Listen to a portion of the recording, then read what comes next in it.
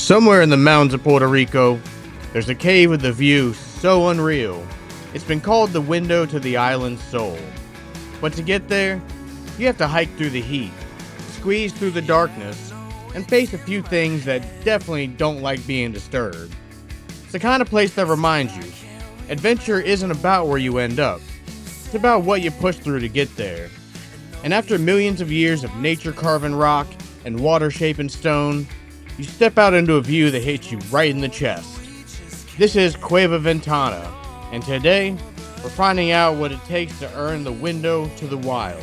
Yo, what's up, explorers? We are at Arecibo. We dropped Kai off last night at home, and we drove to the north side of the island, Arecibo.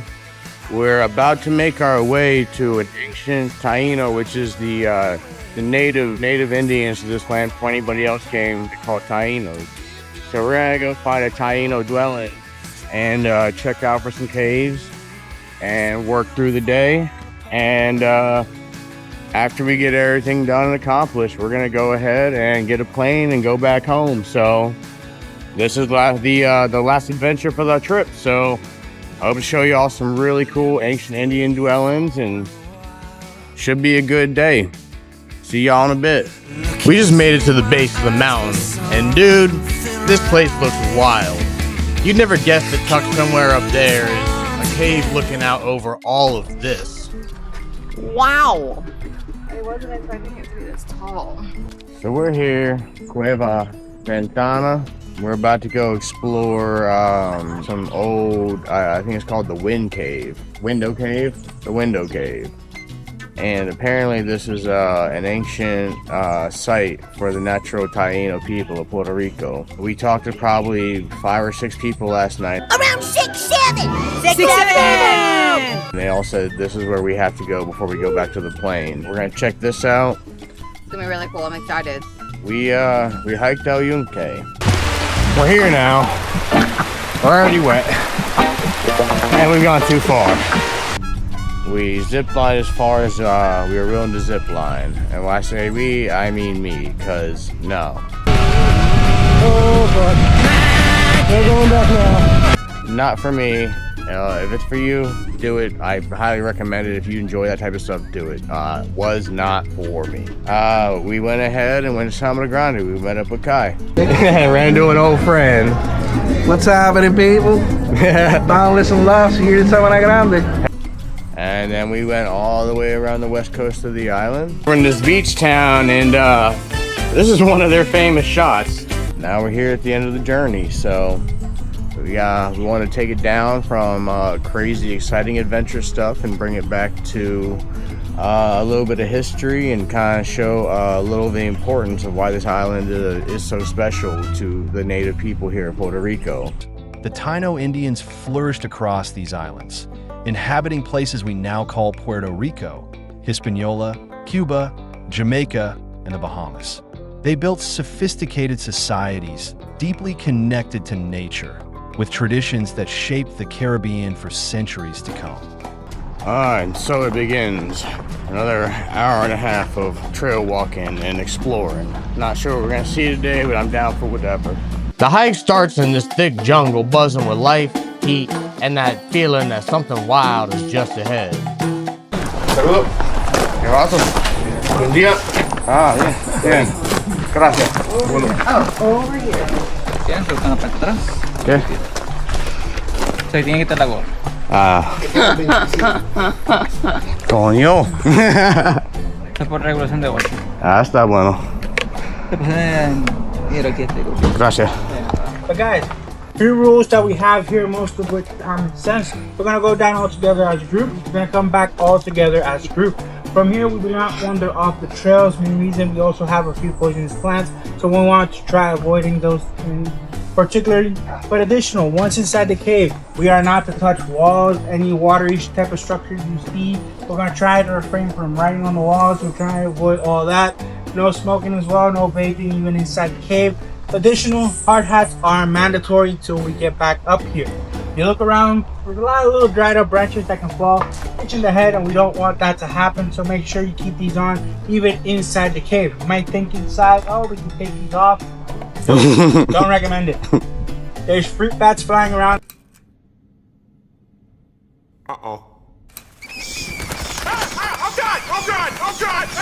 That occasionally drop fruit seeds and blessings. So unless you guys want that on your hair, just keep these on at all times. They call this a dry rainforest, which honestly sounds impossible. But it's real. Trees adapted to sun, limestone, and months without heavy rain. So I like to mention that pretty much to remind you guys, like I mentioned, practically all vegetation here, trees and everything are identical to that you'll find in a rainforest. Just the key difference here, like I mentioned, the amount of water that we receive. So he's asking at least what's the minimal requirements to be considered a rainforest. Here in the island, it averagely changes out according to how the climate works, but it averages out around 80 inches a year. So if you get 80 inches or more, then it's considered a rainforest. But anything below that is still considered subtropical humid forest, and all the way down to a dry forest that you have in Guanica, which they receive less than 10 inches of rain in the whole year. Every step up takes you deeper into the cliff. The light fades, the air cools, and you realize you're walking straight into the unknown. So guys, before we go on, welcome to our first out of 2 caves that we're going to be visiting. This one's known as Cueva Ventana. The cave name comes in because besides this initial opening, once we get inside, you're going to appreciate it has 2 more openings where the light naturally illuminates the interior. Switching topics, we have our first petroglyphs. Petroglyphs meaning carvings on the rock. So we have the first one here for everything to see. Primero bastante sencillo de ver. Above it, using the shadow a little bit, you see a little medallion right there in the area. Encima, usando la sombra de la linterna, pueden ver como un medalloncito. And the third one right over here, tercero en esta área. So the current interpretation that stands amongst archaeologists is that these are considered to be the guardians of the cave, since back then our ancestors considered all life itself to actually come from within caves. And even so, they actually considered that when someone would pass, they would actually reincarnate as a bat to the interior of the caves.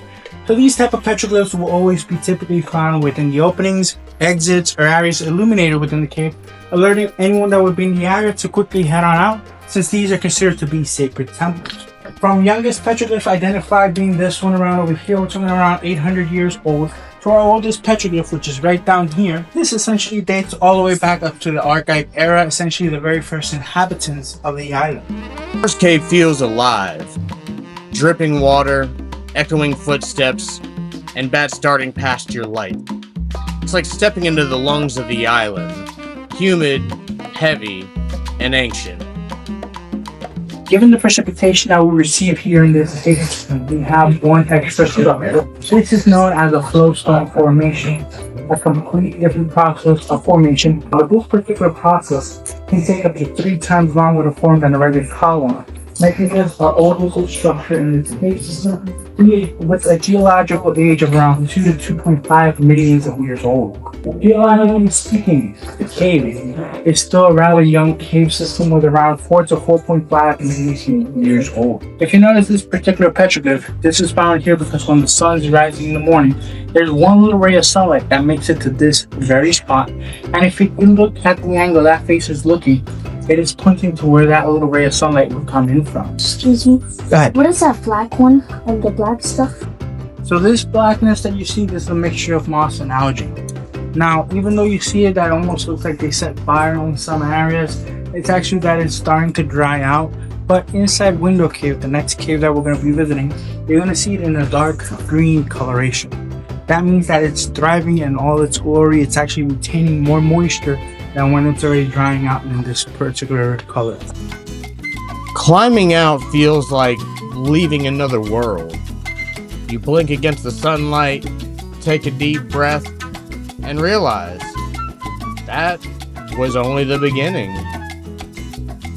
And appreciate this is the only way in and only way out of Window Cave. Unless you guys want to go down the other end, which honestly I don't recommend. It's a little over a 600-foot drop all the way down, so same way we go down, we come right back up later on. So familia, como pueden ver, esta es nuestra única entrada y salida de ventana. But before going in, a little bit now about the bat. Why are we trying to protect the bats as much as possible? Here we have only 3 species out of 13 that are found throughout the whole island. The first species we're going to come across is known as a Mexican free-tailed bat. One of the smallest species that we have here, but also the world's fastest. We're talking about a little bat that can averagely fly at around 90 miles per hour. But that's not the best thing about them. Best thing about them is instead their diet. We're talking about a little very fast bat that can averagely eat between 500 to 1,000 mosquitoes within 1 hour, making them our best natural defense against so many diseases. So it's very important that we try to protect these guys.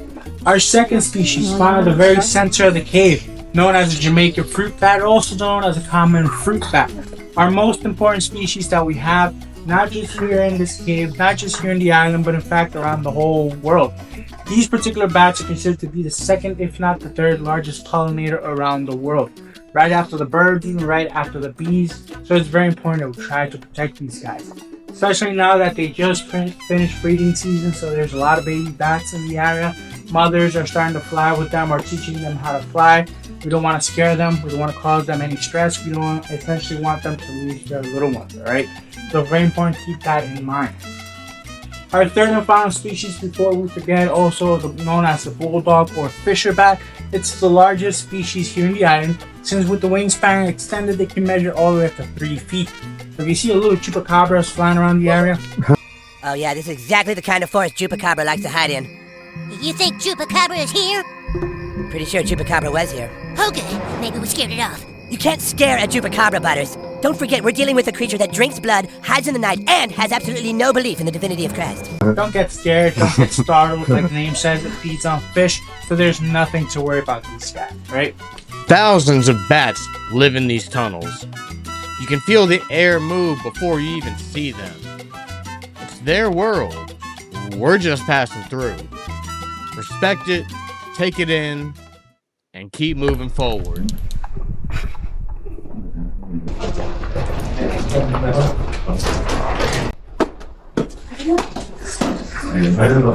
Turn off the lights. Yes. Please, when you look up, see the bats. Hold on to your heart. So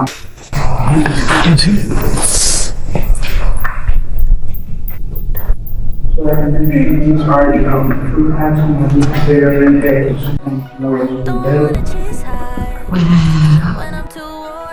The breeze is so nice.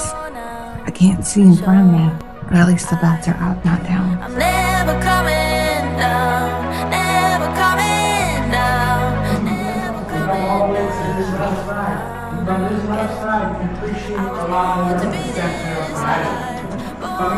You step out, and there it is. A valley carved by time, framed perfectly by stone.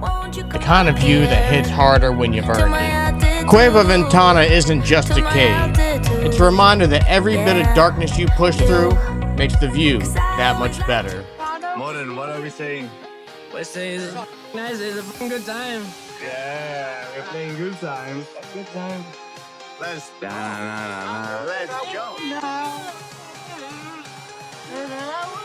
Okay, we have to drink. How many beers did you buy? 16? Yeah, like 16.